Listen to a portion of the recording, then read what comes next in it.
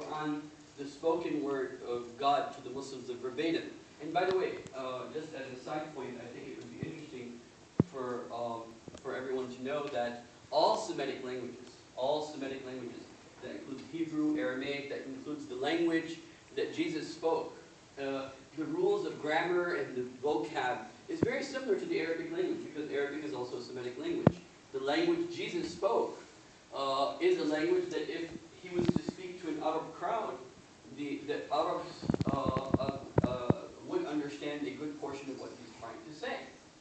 And so Arabic, getting introduced, and so this is one thing that I want you to keep in mind, is that from a Muslim perspective, it is impossible for somebody like Muhammad 1,400 years ago to be dead right about scientific facts like the Big Bang, that life started from water, all these different things. To be dead right about these things on the one side, and to have a completely artistic mindset on the other side.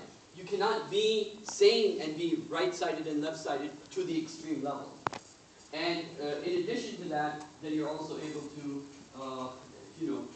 contribute a lot to the social sciences and so on and so forth.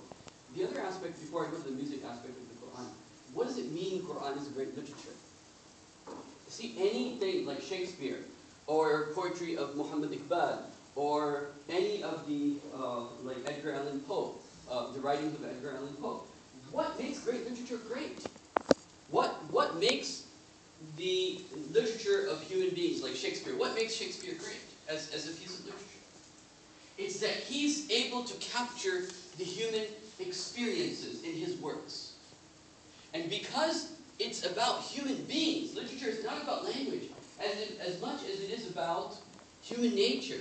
When you capture the human nature in a story, then that story is great, no matter which human being is reading that. You can translate Shakespeare into the Arabic language, or the Urdu language, or Swahili language, or any language.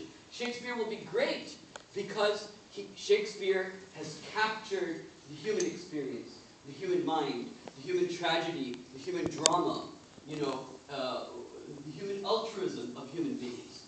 And so they are able to do this, and then that becomes great literature.